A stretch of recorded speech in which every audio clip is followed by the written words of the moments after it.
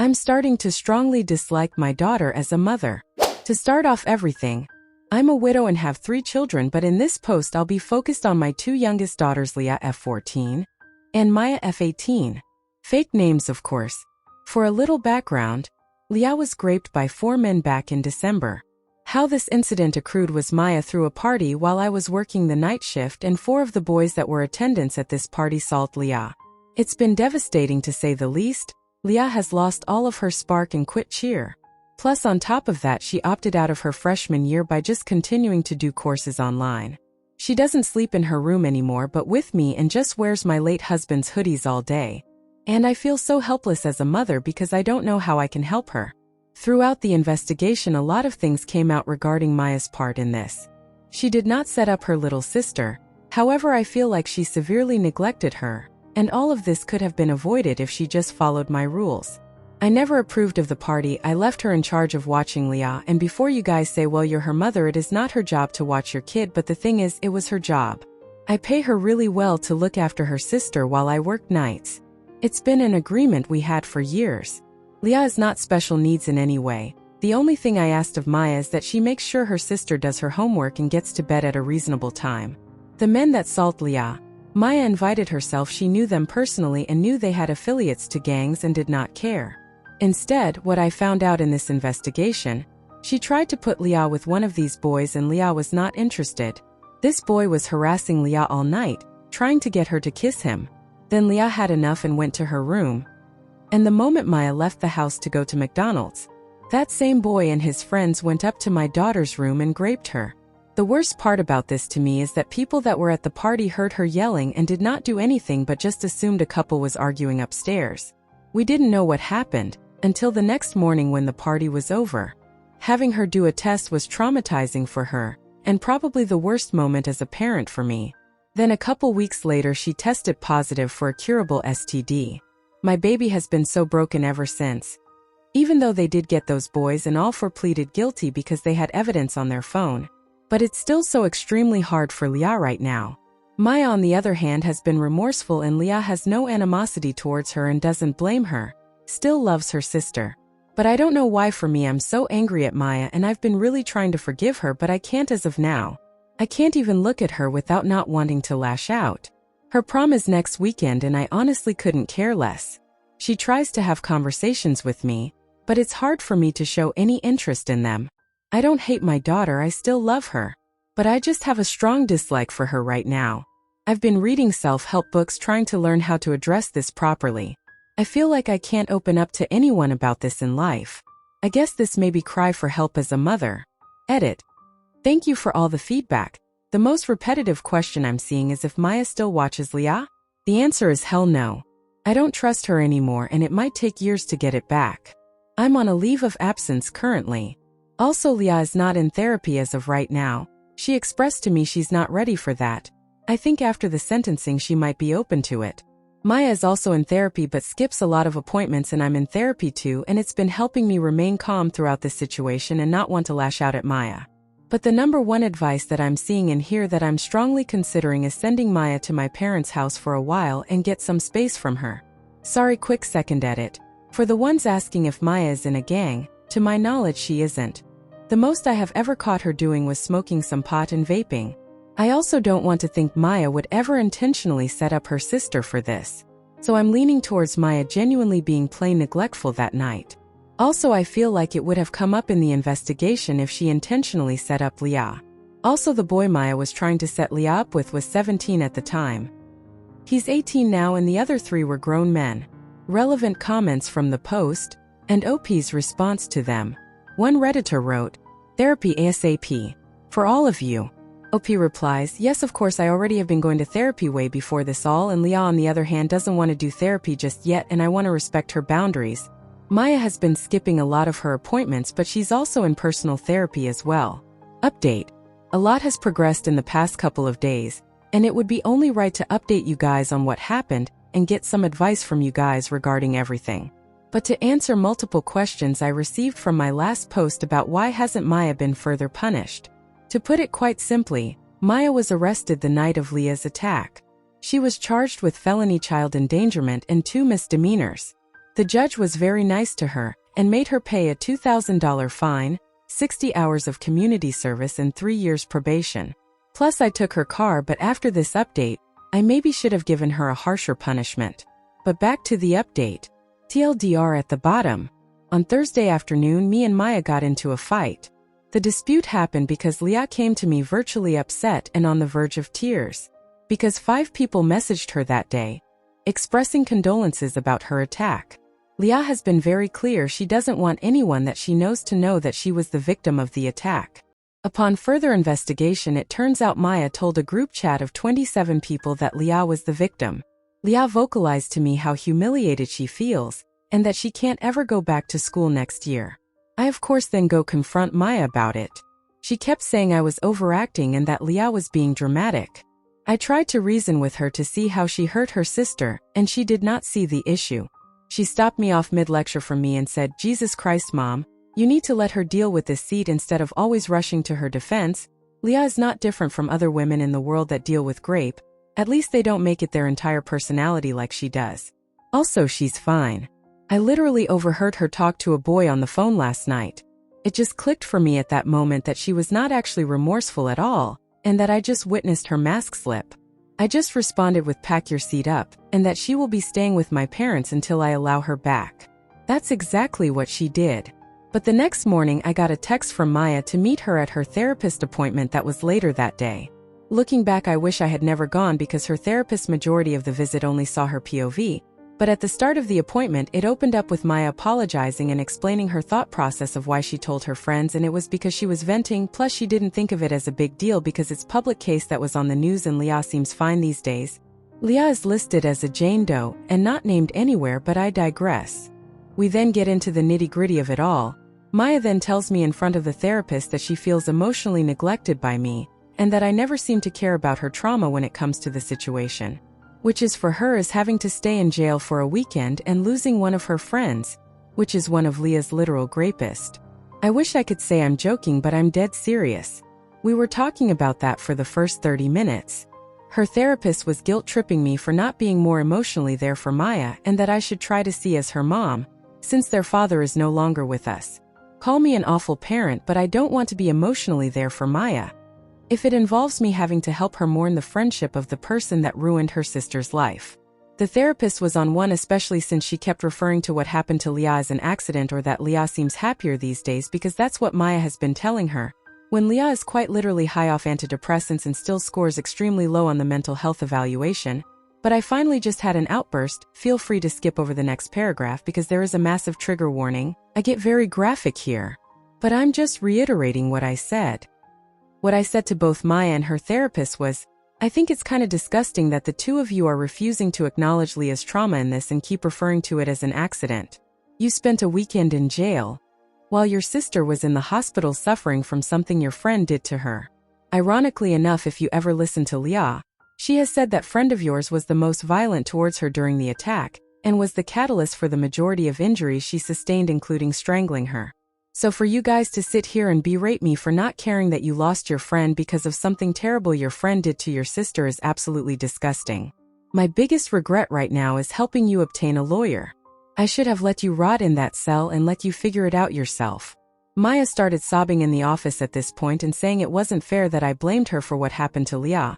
She told me the only thing she was trying to do was have Leah come out of her shell because she kept hovering next to her at the party. The therapist then interjects and asks Maya how did Leah respond to her when she apologized. Maya in such a defensive manner says, apologize for what? I didn't grape her. Even the therapist was shocked when she said that, and at that point, I heard enough and else stood up, threw my hands up and left. I haven't spoken to Maya since then, and this was Friday afternoon. Maya has been texting me and calling me begging to come home so she can apologize to both me and Leah. But I don't know at this point. I never thought I would be that parent that will have to go no contact with my daughter. But I don't know if I can stomach being around her. I can't trust her and she's not remorseful whatsoever about what happened. A part of me wants to try to make it work for the sake of Leah because she asked yesterday if she ruined our family. And that broke my heart. Leah loves and looks up to Maya, and I don't think she can comprehend at this time that Maya also failed her. I'm just stuck, or tell me if I'm wrong for not understanding Maya. I'm sorry for the not so happy update. OP in the comments. OP's response to a comment regarding her reaction after finding out Leah was essayed. So I should say what happened that morning at this point. I came home at 8:30ish am from work and my house was trashed and a couple of Maya's friends were still there. I of course argued with Maya for a bit about throwing a party and then I went to check on Leah and she wasn't in her room but her sheets were bloody, so I thought maybe it was the time of the month and that she was showering or sleeping in my bed. But when I checked my room I did not see her. I started calling Leah and her phone did ring and I heard it come from my closet. It's a walk-in. And I see her wrapped in a blanket like a cocoon.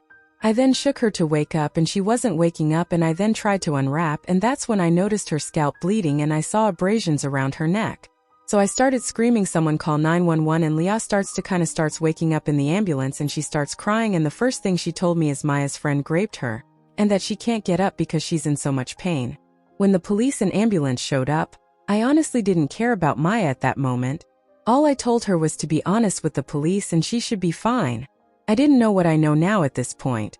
They take her to precinct and the cops interrogated her, and after getting a medical report for what happened to Leah, they decided to charge her with child endangerment.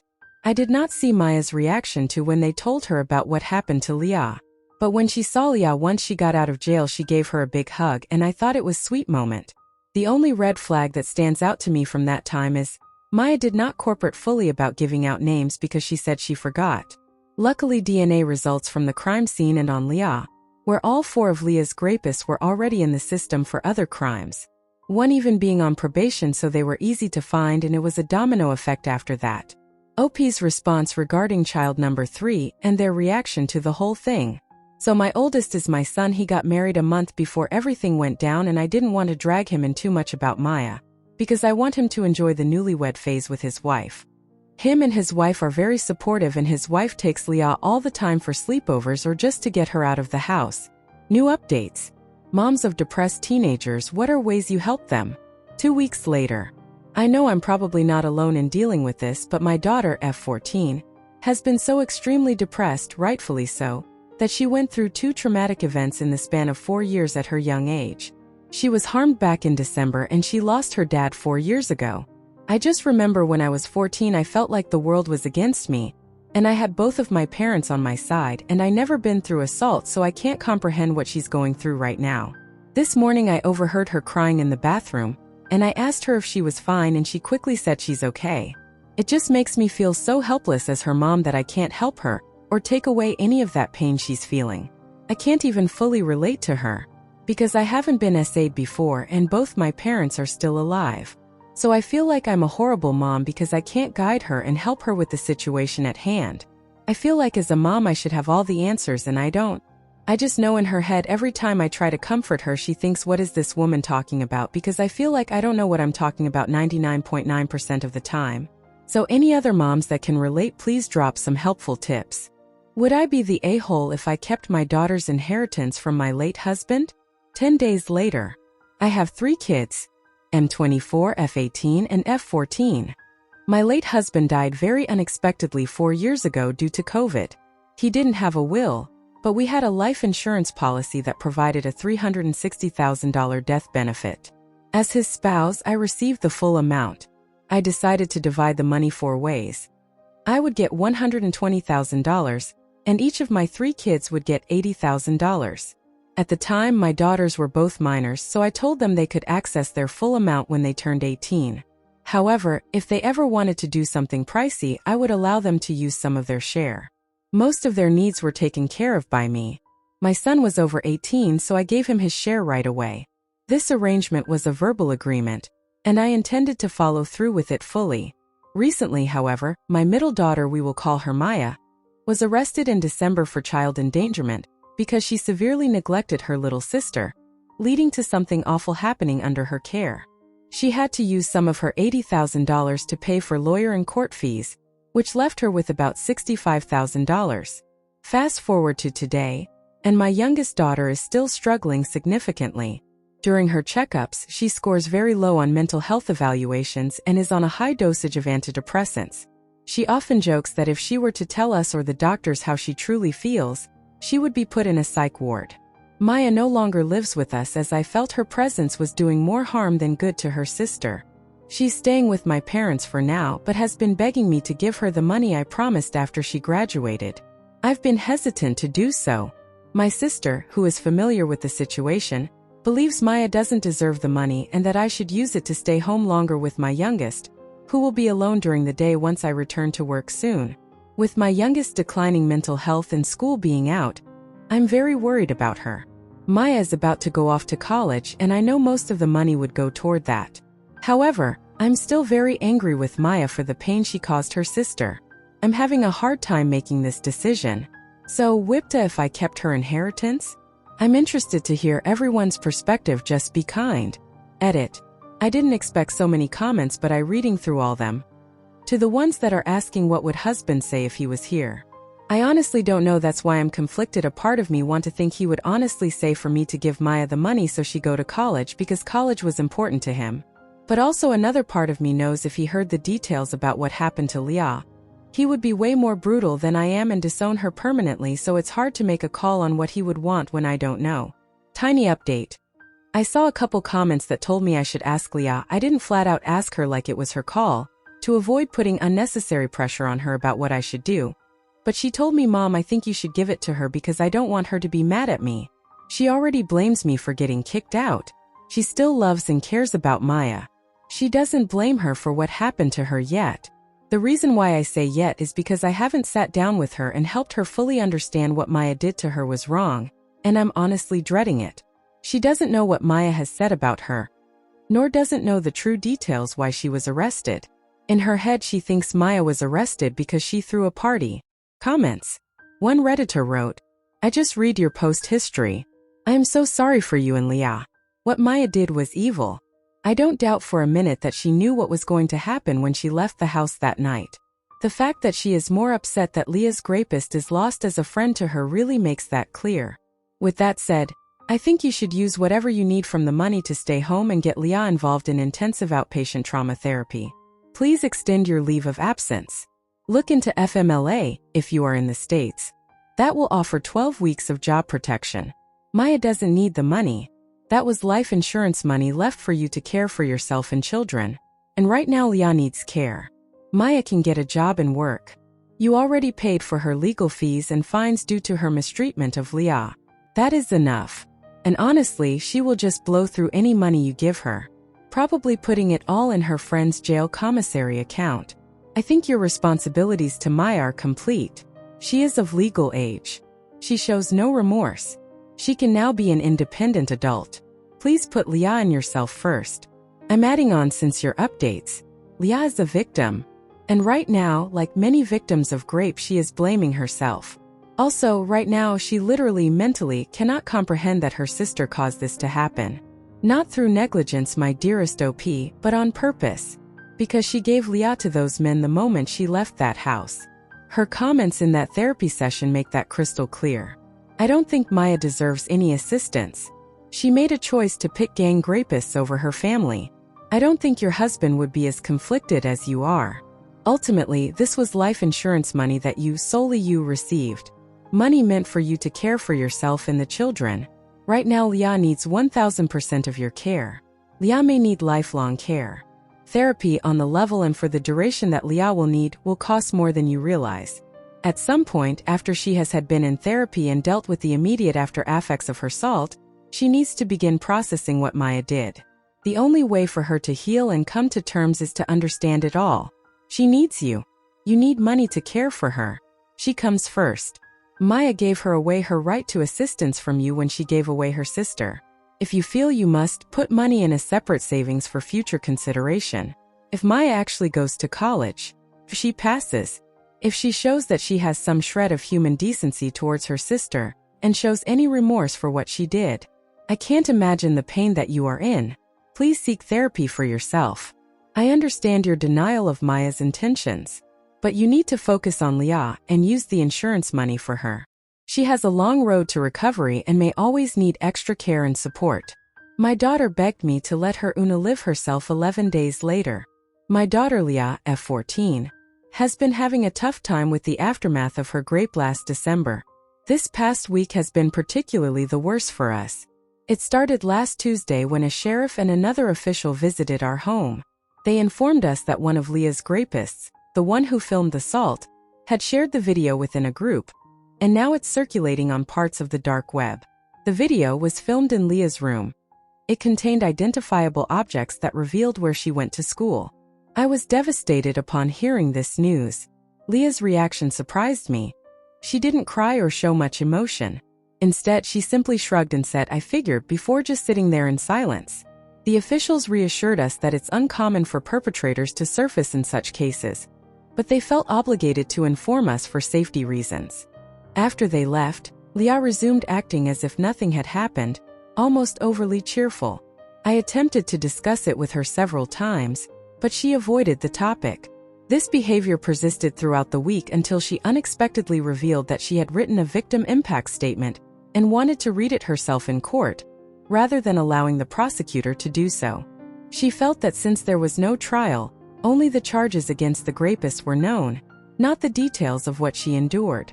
Her statement is a detailed account of that horrific night, but she has yet to read it to me in its entirety because she breaks down in tears every time she tries. That moment was the only time I saw her express emotion all week, until Saturday night. That evening, Leah appeared unusually cheerful again and mentioned going to bed early around 8 p.m. I didn't think much of it until I received a call from one of Leah's closest friends' mother. She was concerned because Leah's last message to her daughter was a note expressing love and asking her to check on her. I rushed to Leah's room and found she had attempted to overdose on Zyzzyquil. As a nurse, I knew she would recover, but seeing her wake up in the hospital was heartbreaking. She screamed, "Why couldn't you just let me die? I want to die, Mom. I'm tired of feeling their hands on me. I want it to stop. Please let me die." They had to sedate her to calm her down. Following this, Leah was placed under a 72-hour psychiatric hold and subsequently transferred to a mental health facility with peers her age. The staff recommended extending her stay beyond the initial hold, but Leah has been struggling, especially with a male staff member, possibly a psychiatrist, who she says is asking invasive questions about her, causing discomfort. Staff members informed me she isn't participating in group activities and appears standoffish. They even proposed restricting her ability to contact me as a consequence, though I requested they hold off on implementing such measures. I'm uncertain if the current inpatient setting is suitable, given Leah's apparent difficulty adjusting. Her plea for her to die continues to haunt me. It's a thought I can't shake. Leah's best friend shared additional details Leah had kept from me. There's a hurtful rumor circulating that Leah let a train be ran on her, leading to her involving the police out of embarrassment. Children can be so incredibly cruel. As far as my other daughter Maya, F18, I haven't spoken to her in 2 weeks, but I did recently discover why Leah feels indebted to her. 2 years ago, I found inappropriate messages on Leah's phone between her and Maya's ex-boyfriend. He expressed love for Leah, and also compared her to Maya. He told her she was way prettier than Maya and he liked that she was her virgin. When I told Maya, she was furious and broke up with him, but she believed Leah had betrayed her by engaging with her boyfriend. Even though Leah was 12 at the time and her boyfriend was 17, Maya still avoided Leah for 3 months afterward, and despite Leah's efforts to apologize, Maya still holds a grudge. Leah blames herself for damaging their relationship because of this incident. I'm sharing this to get this off my chest. I've kept these struggles within our family to protect my daughters. I'm exhausted, constantly dealing with new challenges, and unsure how to mend them. Now, I find myself in the difficult position of deciding whether Leah is mentally prepared to speak at her rapist's sentencing. I fear she'll resent me for this decision, but I question if she's in a stable enough state to handle a potential traumatic event. Because these boys actually have character witnesses. Update: so I read a lot of your responses and I agree. I don't think being an inpatient is for her. So I'll be getting her tomorrow when her 72-hour hold is up. I'm gonna spend today researching the right therapist for her that specializes in cases like Leah. As far as letting Leah speak at her sentencing, I'm conflicted on that still. I know I can't shield her from the world, but I just have the biggest fear that my baby will pour her heart out in the courtroom and it will be like Brock Turner all over again and they somehow just get the minimum sentence. More information on the psych. So I talked to Leah further about what the psych said to her make her uncomfortable. She told me when I left they made her sit down with him one-on-one. to basically debrief why she was there and what's causing her to have these thoughts, and she opened up to him and told her about the grape. However, he asked her if this was her only actual experience and she told him yes.